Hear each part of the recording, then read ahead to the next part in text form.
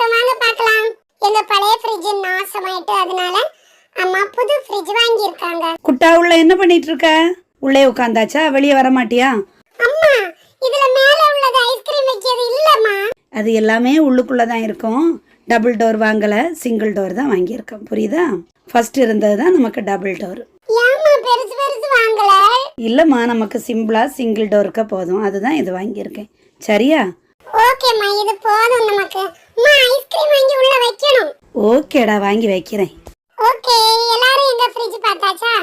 By.